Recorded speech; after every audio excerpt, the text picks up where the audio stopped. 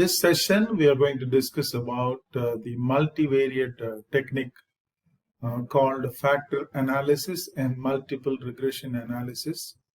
Let us use the output taken from SPSS, and I will also demonstrate using SPSS software.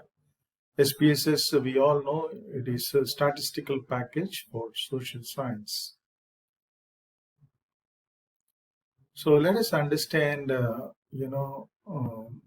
learning outcome of this session will be, we will be discussing about the multivariate statistical techniques, as I said earlier, and also we will try to understand the application of factor analysis.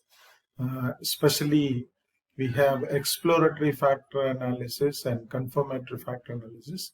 But this session will be focusing on exploratory factor analysis, and also there is one more multivariate statistical technique is there. It is called the multiple regression analysis, and we will be discussing about what are the context in business whereby we will be using these techniques. Okay, moving further to understand the multivariate statistical analysis. Multivariate statistical analysis refers to multiple advanced statistical techniques for examining relationships among multiple variables at the same time. Researchers use multivariate procedures in studies that involve more than one dependent variable, also known as the outcome or phenomenon of interest. More than one independent variable, or also known as predictor, or both. This type of analysis is described because researchers often hypothesize that a given outcome of interest is affected or influenced by more than one thing.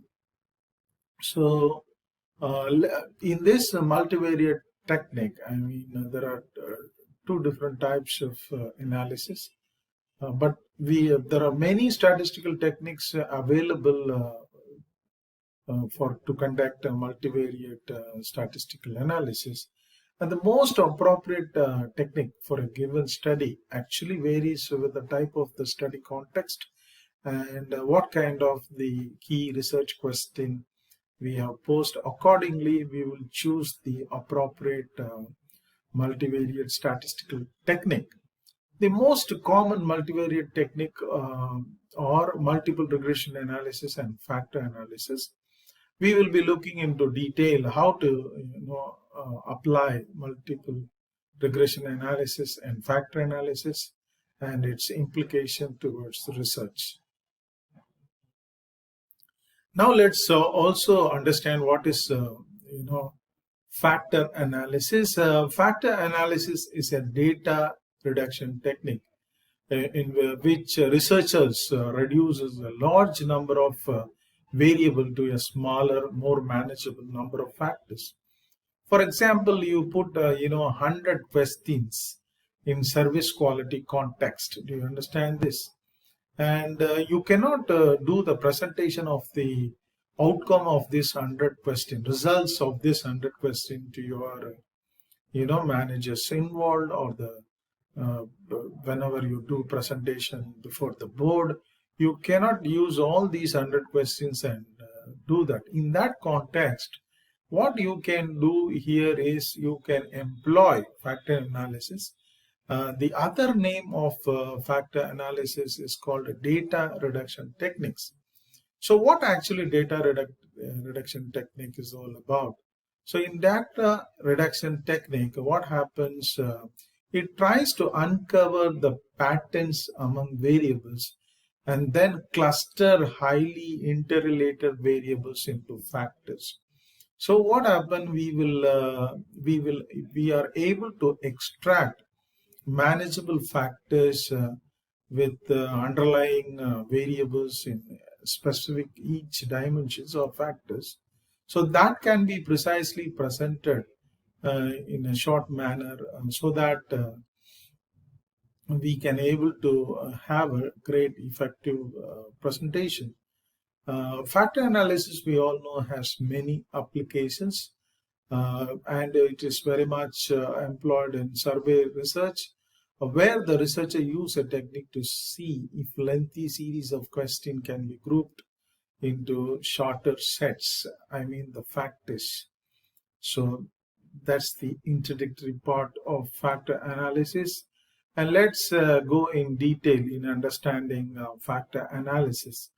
So if you look at factor analysis is commonly used and it is also called as a data reduction technique, since many number of variables are grouped into specific factors or dimensions.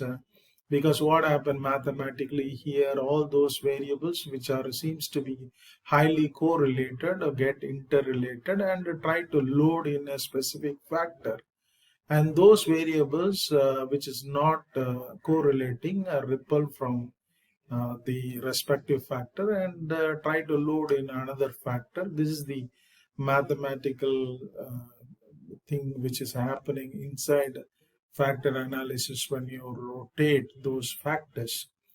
And the factor analysis also can be employed in instrument or questionnaire or scale development, because of the fact that you know any poorly loaded variables can be ignored when you develop a research instrument, in the sense that a good loading above zero point 0.5 can be considered. Any loading in factor analysis below any variable which poorly load below zero point 0.5 can be ignored and cannot be given because it is not so significant.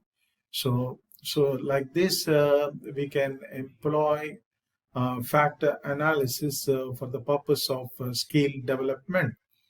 The assessment of the dimensionality of the set of variables also can be learned using factor analysis. So I have given the input about where, in which context factor analysis is commonly used. And in order to understand factor analysis, regardless of the purpose, factor analysis is used in the determination of small number of factors based on a particular number of interrelated quantitative variables. I was just explaining that. And unlike variables directly measured such as speed, height, weight, etc., some variables such as egoism, creativity, happiness, religiosity, comfort are not a single measurable entity, because it is a group of variables. So try to measure this latent, dimensions. So in that context, we can use factor analysis. When you look at, they are constructs that are divided, that are derived from the measurement of other directly observable variables.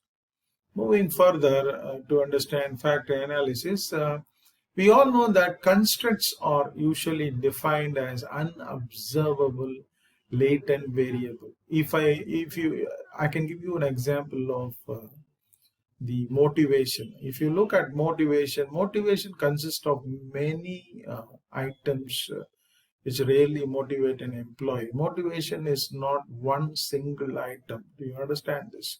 So this latent construct called motivation can be determined by many measurable variables. So similarly, like love, hate, care, anxiety, worry, stress, product quality, physical aptitude, democracy, reliability, power, and so on, can be considered as a construct, and it involves many variables put together and try to determine that construct. So in this context, I think factor analysis will be able to extract these kind of constructs whereby the interrelated variable come together in order to form a factor. For example, the construct of teaching effectiveness. You know, teaching effectiveness comprises of several variables used in order to predict, measure the teaching effectiveness. When you look at the construct called teaching effectiveness, construct may obviously a construct may consist of several dimensions, isn't it? So when a teacher has to be assessed about his teaching effectiveness, he has to the amount of knowledge, the amount of skills, the amount of examples, the amount of interactiveness with the students, the level of motivation, the resources the faculty provide in enhancing the knowledge among the students, and also the technological usage in order to discuss the particular subject in a lucid manner. All these elements put together to form a dimension called teaching effectiveness. So in that perspective, I think factor analysis will be a very useful statistical technique to extract a particular dimension called teaching effectiveness. When you look at factor analysis measures not directly observable construct by measuring several of its underlying dimensions. If you look at a construct of service quality, this construct of service quality will comprise of many factors or dimensions. For example, like in service quality, we have empathy, we have tangibility, we have accessibility, we have convenience, we have reliability. Like that, many factors put together and form a construct, and each dimension will have underlying variables which vary from one perspective of a person to the other person's perspective. So that's why we call it as it is a variable. So a group of variable put together and form a dimension. For example, convenience is a dimension. For example, if your bank, talk about a dimension called convenience in service quality, we can quote example of the bank opens 24 hours in a day, and it operates 24 hours a day, and also the bank open on Sunday also. So there are two variables involved: 24 by 7 operations, as well as the bank operates on Sunday. So there are two variables. Like that, many more variables put together and form a dimension called convenience. And like this dimension, there are many more dimensions put together and to form a construct called factor analysis. So the identification of such underlying dimensions simplifies the understanding and description of the complex construct. I think with this example just now I was quoting about service quality construct comprised of 5 dimensions, and each dimension will have many variables.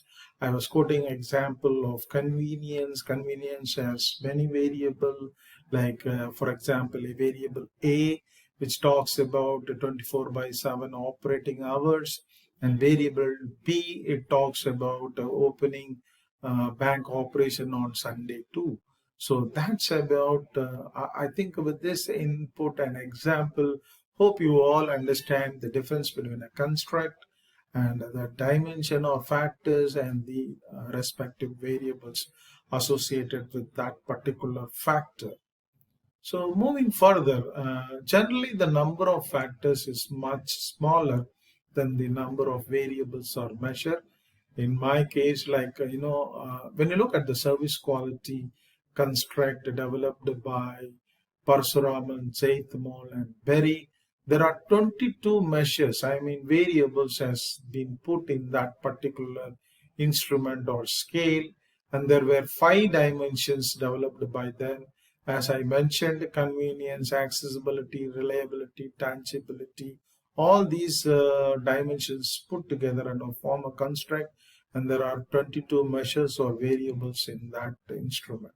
Therefore, the expectations is that a factor represents a set of measures.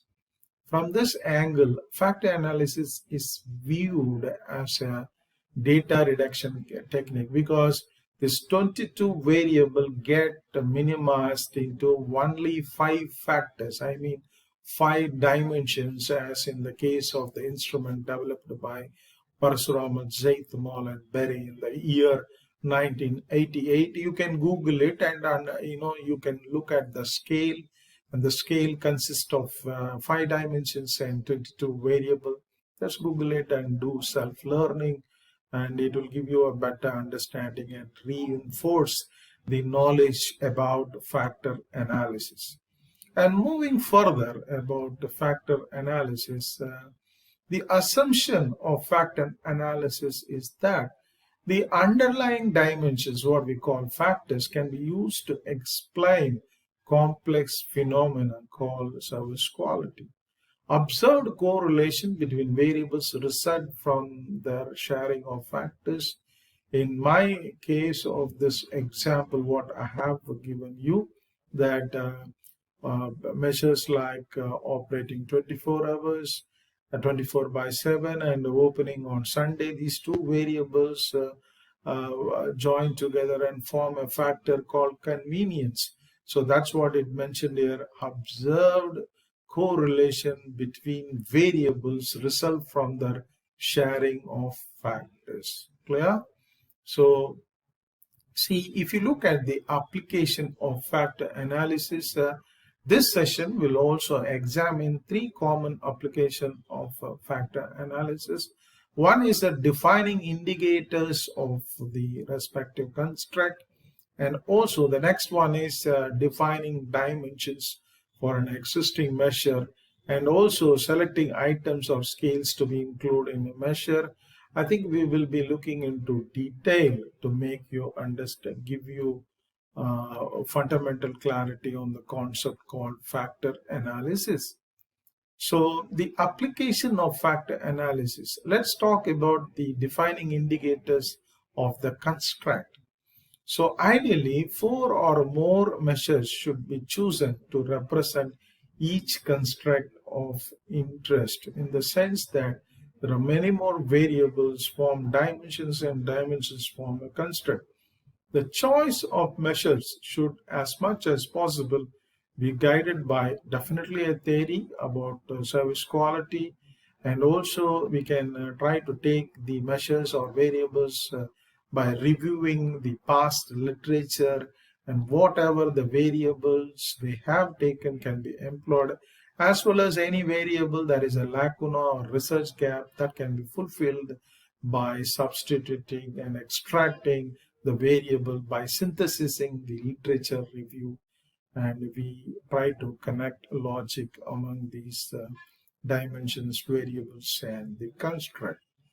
And when defining the dimensions for an existing measures, in this case, the variables to be analyzed are chosen by the initial researcher, that too through the process of review of literature, of the past literature, and we try to pick up the variables by synthesizing the literature and justifying the variables why we picked up by proper citations, and not the person conducting the analysis. It is the researcher who will do the review and try to pick up the respective variable of that respective dimensions.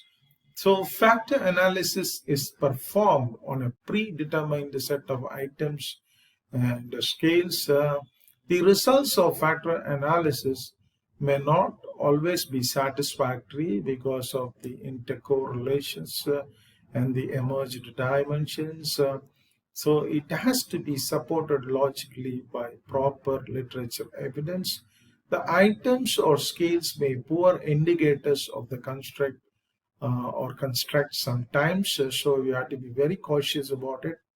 And there may be too few items or scales to represent each underlying dimensions. And you need to, if you have thoroughly did the literature review and you comprehensively, adequately picked up the respective variables on the underlying, the dimensions, then it will not be a problem. Okay. Next one is the selecting the items or scales to be included in a measure.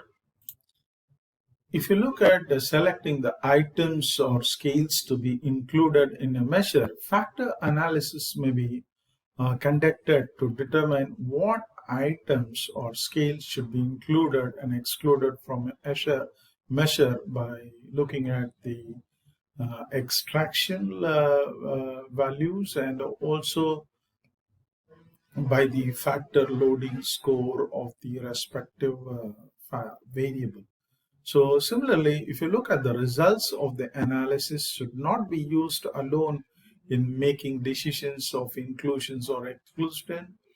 Decisions should be taken in conjunction with the theory, and there should be a lot of supportive theory evidences whenever you consider factor analysis.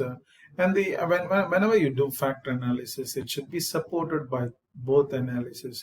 One is exploratory factor analysis and also confirmatory factor analysis. Normally, exploratory factor analysis is done by the software called SPSS, Statistical Package for Social Science, and the confirmatory factor analysis can be done using analysis of movement of structure called, we call it as MOS software. You can download and do the confirmatory. But this session only talks about exploratory factor analysis. So decisions should be taken in conjunction with the theory. That is very, very important. That should be always cited evidence about this construct developed using exploratory factor analysis. So let us look at the steps in factor analysis. There are 4 steps we are using it in order to execute factor analysis from the data set. Factor analysis usually proceeds in 4 steps. The first step, we call it as the correlation matrix of all variables should be computed, and the second step is factor extraction. The third step, we call it as factor rotation, and the fourth step, make final decisions about the number of underlying factors. So let us deal in detail about the first step called correlation matrix. So what happened in correlation matrix? We try to generate a correlation matrix for all the variables involved in factor analysis, which is subject to data reduction. So once we identify the variables which is not related to other variables, if you find the variable is not correlated, and that variable is called a redundant variable. So that is we can check the redundant variable in by doing correlation, by looking at the correlation matrix. Any value below 0.3 is considered to be which is having a poor correlation. Any value which is having 0.90 above, which is seems to be having higher correlation, it means that both the variables or the same variable, there is no difference between them. So too much of correlation and very poor correlation will not be encouraged in factor analysis, especially in the first step called correlation matrix. If the correlation between variables are small, it is unlikely that they share common factors.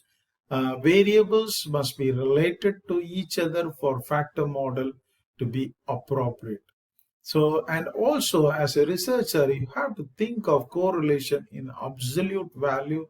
So if you look at the correlation coefficient, definitely a correlation coefficient should be greater than zero point 0.3 in absolute value, which seems to be an indicative of acceptable correlation level, and that has to be checked when you do correlation. And any variable is not meeting the requirement of 0.3 and above can be excluded from the factor analysis, and it can be very well examined visually through the appropriateness of the factor model. And moving further, the most important aspect in the first step is the Barter test of sphericity. In this test, what happens here? It is used to test the hypothesis. The correlation matrix is the identity matrix. Hope in matrix you would have studied about the identity matrix 1001. So it means that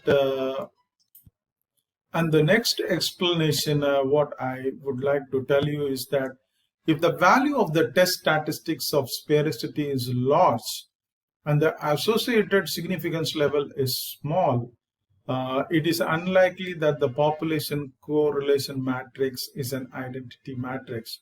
Whenever you reach the identity matrix by looking at the correlation matrix, then only you can execute factor analysis. Otherwise you cannot execute factor analysis. So you have to do a checkup on the data before you execute factor analysis. And the meaning of it, if the hypothesis that the population correlation matrix is an identity cannot be rejected because the observed significance level is large, the use of factor model should be reconsidered. That's the meaning of it. And moving further, we have one more test called the Kaiser-Meyer-Olkin test, which is called KMO measure of sampling adequacy. So it talks about is an index for comparing the magnitude of the observed correlation coefficient to the magnitude of the partial correlation coefficient. Okay. So the closer the KMO measure to 1 indicate a sizable sampling adequacy. I mean the adequate sampling is there in order to execute factor analysis or not. This can be done using this test. I think an acceptable value of 0.8 and higher are great, and 0.7 is always acceptable, and 0.6 is mediocre, and less than 0.5 is unacceptable. In that context, you cannot execute factor analysis. And it is reasonably large values are needed for a good factor analysis. Small KMO values indicate that a factor analysis of the variables may not be a good idea. So next one is these two tests will give you a green signal whether to go for factor analysis or not by scrutinizing the data what we have used for factor analysis. And the second step of factor extraction. The primary objective of this stage is to determine the factor. So how many factors has been extracted, I mean emerged by having intercorrelation between the variables. So the initial decisions can be made here about the number of factors underlying a set of measured variables. For example, estimates of initial factors are obtained using principal component analysis. The principal component analysis is the most commonly used extraction method.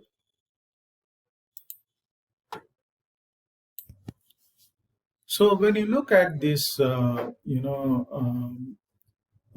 estimates of initial factor are obtained using principal component analysis. The principal component analysis is the most commonly used extraction method. Other factor extraction method include maximum likelihood method, principal accessing factor method, alpha method, unweighted least square method, and generalized least squared method, and image factoring. And normally we use principal component analysis, and the detailed explanation you can Google and explore it. And an explanation is actually beyond our scope of this subject. And please, if you are really interested, you can key in this particular methods in Google, and we'll try to understand better about all these methods in detail, and that gives you a fundamental clarity why we need to apply this particular method. And the next one is in the principal component analysis, the linear combination of the observed variables are formed. The first principal component is a combination that accounts for the largest amount of variance in the sample, that is first extracted factors. And the second principal component accounts for the next largest amount of variance, and it is uncorrelated with the first factor, the second extracted factor. Like that, a successive component explains progressively smaller portions of the total sample variance, and all are uncorrelated with each other. If you look at this, pictorial depictions, you can understand in a better sense that to decide on how many factors we need to represent the data, we use statistical criteria. You can see here the initial eigenvalue and the scree plot. So if you look at the initial eigenvalue, the determination of the number of factors, the dimension, usually done by considering only factors with eigenvalue greater than 1. And I can show you here, you can see the eigenvalue, and only 1, 2, 3, that is 1, 2, 3 is having eigenvalue, which is, you can see here, which is greater. The other 4, 5, 6, 7, 8, 9, 10 are not having a great eigenvalue. But these three dimensions are having eigenvalue. So we can conclude here that we have three factors have emerged by looking at the variance and the eigenvalue. Factors with the variance less than 1 are no better than the single variable, since each variable is expected to have a variance of 1. So very well, by looking at this output from the SPSS, we can conclude that we got how many variables, how many factors. We got 3 factors got extracted. Are you clear about it? And the next one is, and also there is one more facility in SPSS, that is, we have a scree plot. By looking at the scree plot, you look at this eigenvalue. So we put a straight line somewhere here, straight line. So above that we have 3 factors has been extracted. So from looking at this scree plot, from the component, the factors, we can conclude that there are 3 factors getting extracted. Are you clear about it? So the steep slope shows larger factor. The gradual trailing of scree shows the rest of the factor usually lower than an eigenvalue of 1. You can see here, you can draw a line straight, and you can see above the line you got 3 factors has been emerged and extracted. In choosing the number of factors in addition to the statistical criteria, one should make initial decisions based on conceptual and theoretical grounds. At this stage, the decision about the number of factors is not final, but by looking at the variance, we can compare and conclude we got more, how much extracted factor it has been emerged. But we normally use rotated component matrix. We don't, infer from component matrix using principal component. And the third step is called factor rotation. In this step, factors are rotated. So unrotated factors are typically not very good in getting an interpretation, since most of the factors are correlated with many variables. That's why factors are rotated to make more meaningful and easier to interpret. Each variable is associated with a minimal number of factors, and different rotations methods may result in the identification of somewhat different factors. Clear? And the most popular rotational method, we call it as Varimax rotation, and we need to use those methods. Varimax use orthogonal rotation yielding uncorrelated factors and components. Varimax attempts to minimize the number of variables that have high loading on a factor. This enhances the interpretability of those factors. So the other common rotational methods used include oblique rotation, which yield correlated factors. Oblique rotation are less frequently used because the results are more difficult to summarize. Let's also a little bit get an idea about the other rotational methods, which is Quartimax, that is orthogonal, Equimax orthogonal, and Promax oblique rotation. So you can see the rotator. From this you can emerge, we can infer what is a factor is interpreted or named by examining the largest value linking the factor to the measured variable in the rotated factor matrix.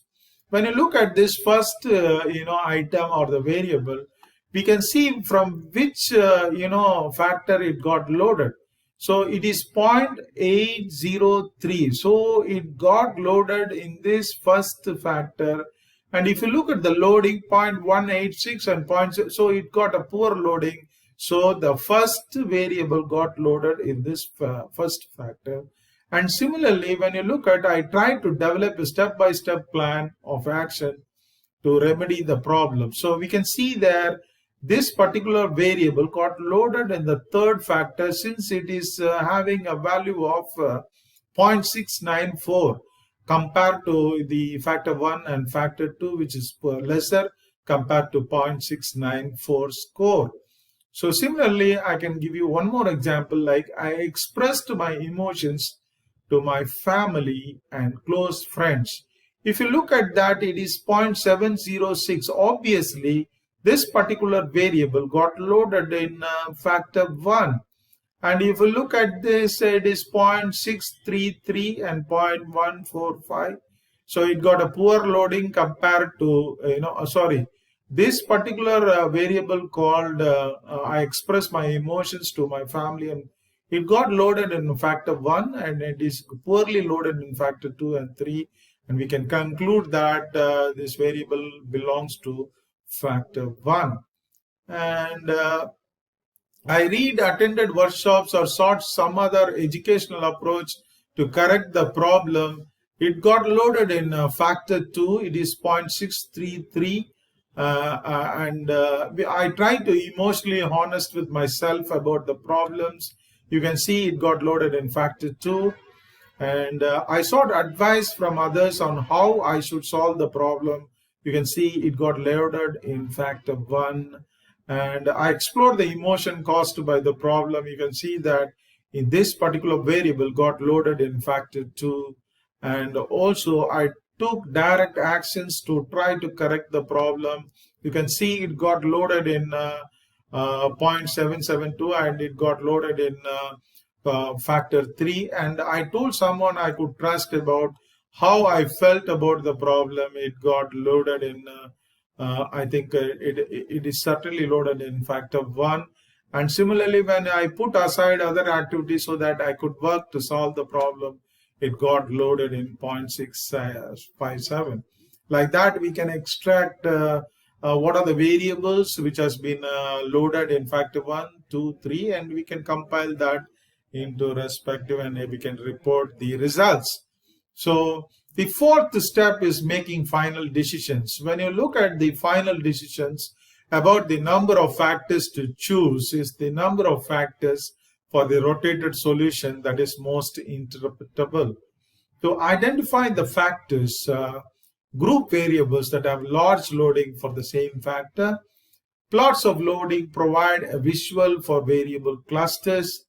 interpret factors according to the meaning of the variable, and the decision should be guided by prior conceptual belief about the number of factors from the past research or theory. That is, you should have a theory backup, eigenvalue computed in step 2, and the relative interpretability of rotated solution computed in step 3. So the assumption underlying factor analysis include the measured variable or linearly related to the factor plus errors. This assumption is likely to be violated if items limited response scales, 2-point response scales, likely true, false, right, wrong items. The data should have a bivariate normal distribution for each pair of variables. Observations are independent, and the factor analysis model assumes that the variables are determined by common factors and unique factors. All unique factors are assumed to be uncorrelated with each other and with the common factors. So I think I have given an all kind of conceptual explanation about factor analysis. It's now time how you can analyze using SPSS software. The first step in factor analysis, you go to analyze and press this, hit this button called data reduction button, and you have factor analysis here. You can see here factor analysis here. Then analyze and select dimension, factor analysis box, click that. And next one, what you can do here, whatever the variables you want to put those variables into variables, and hit descriptive statistics. And once if you put these variables in that particular box, then you select extraction method. You can press this extraction. You can hit this extraction button here. Once you press this extraction button, what you can do here is you click univariate unrotated factor solution and street plot, as I was explaining that, and also based on each value above 1, you take that. So keep all the default selections as per the SPSS, and try to hit the continue button. Once you can press the continue button, you will ask to go for what kind of rotation. You can select this Varimax rotation here. You can press this Varimax rotation here, and during the factor rotation, decide on the number of factors based on factor extraction phase, and enter the desired number of factors by choosing fixed number of factors and entering the desired number of factors or extract. Otherwise, you don't want to go for fixed number of factors. Under rotation, choose Varimax, press continue, then hit OK button. So once you did it, you'll get the output. I've shown you the output in my session and explained you how to interpret that. So hope with this input, hope all of you understand what is how to do factor analysis.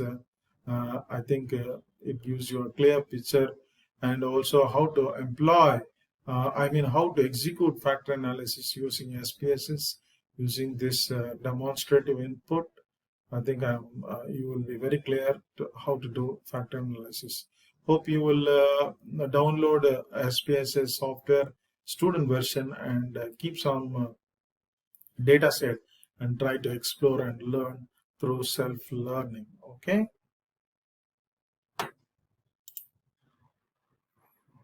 Now let's talk about how to write interpretation using exploratory factor analysis for occupational citizenship behavior of an employee.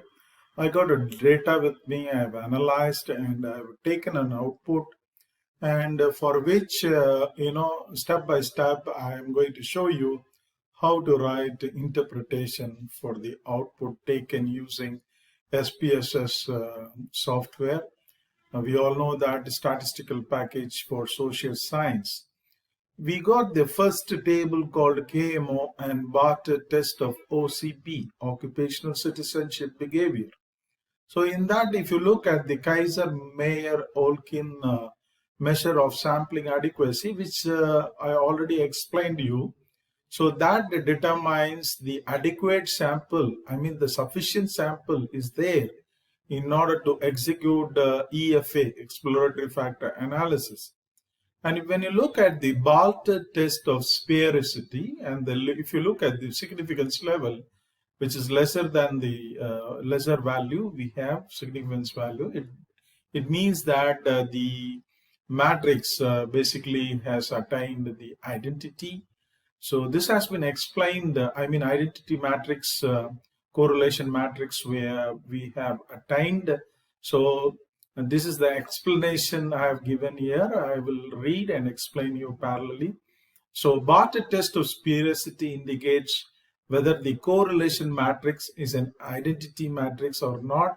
And if you look at that, yes, it is significant. Yes, it is an identity matrix. We can conclude, which would indicate that the variables are unrelated.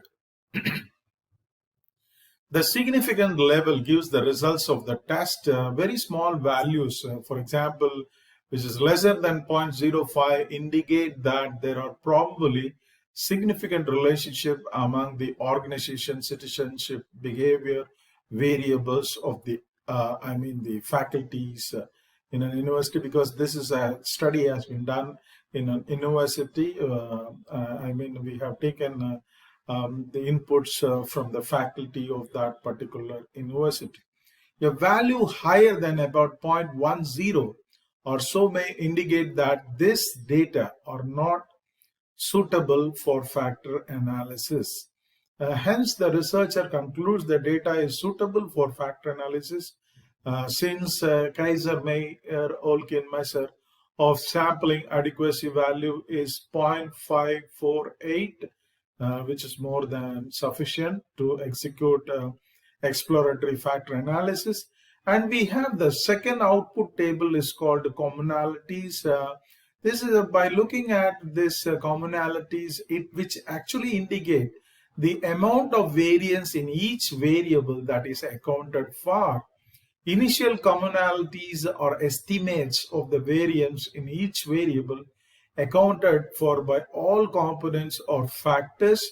These values are the proportion for correlation analysis or the amount for covariance analysis of variance accounted for in each variable by the rest of the variable. So that's the inference we're supposed to write under this table, I mean the output. And next one is, if you look at table number 3, total variance explained. So when you look at the total variance explained, you can see here like how many variables has been got emerged. When you look at that, you have to check whether the initial eigenvalue is more than 1. So we got 4 components which got initial value above 1. So the rest of the variable from starting from 5, 6, 7, which is not more than an eigenvalue of 1. So we can conclude from this inference that we have extracted 4 factors or components. And similarly, we can see the percentage. Each factor is accounted for how much of percentage, like 25 point.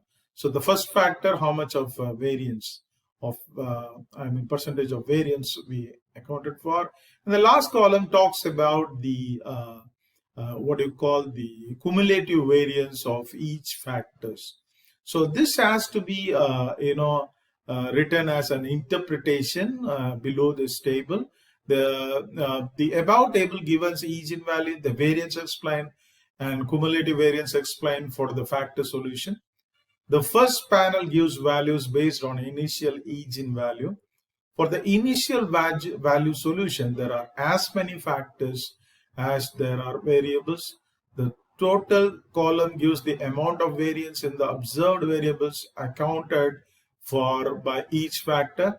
The percentage of variance column gives the percent of variance accounted for by each specific factor related to total variance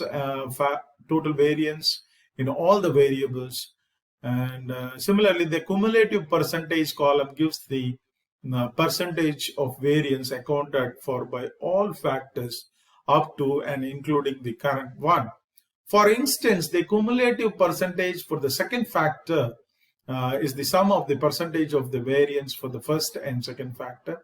In the above table, there are few factors that explains lot of variance, which is a sign of good factor analysis, and the rest of the factor explain relatively small amounts of variance. So I can say that, if you look at, there is 65.157% of variance has been captured by the variables we have used. I mean, these four factors capture a percentage of variance of 65%, that we can conclude. And the extraction sum of square loading groups gives information regarding the extracted factors or components in the in the rotation sum of squared loadings group. The variance accounted for by rotating factors or components may be different from those reported for the extraction, but the cumulative percentage of the set of factors or component will always be same. So if you look at the rotated component matrix, you can see the rotated component matrix. So the first variable, as we explained, I help colleagues who have been absent from work. So all this, I help colleagues who have heavy workload. I am mindful of how behavior affects other variables' job. So all these have been loaded in the first factor, and a variable I go out way to help new employees got loaded in the second variable, and I adhere to informal rules devised to maintain order. It got loaded in the second variable, and similarly, I perform duties that are not required but which improve corporate image, which got loaded in the second factor. And when you look at the third factor loading, you got my attendance at work is above the norm. It got loaded in the third factor. I take undeserved breaks at work. It got loaded in the third factor. And similarly, I often complain insignificant things at work, that have got loaded in the third factor. And I tend to make mountains out of molehills. That is also got loaded in the third factor. And similarly, we got two factors got loaded in the fourth factor. That is, I take personal interest in my colleague's job, and I attend meetings that are not mandatory but considered important. So these are the two variables got loaded in factor 4. That's the conclusion. And we suppose to the above table. So how do you write the interpretation for the above table? What you have to write here, let me read out. The above table reports the factor loading for each variable on the factors after rotation. For example, each number represents the partial correlation between the items, that is faculties, colleagues who have been absent from work, which got a loading value of 0.831, and the rotated factor, it got loaded in factor 1. These correlations can help researchers to formulate an interpretation of the factors. This is done by looking for a common thread among the variables that have large loading for a particular factor. So this exercise can be well depicted in this table. You can see that you can draw a table: factors, loaded variable, factor loading values, and percentage of variance.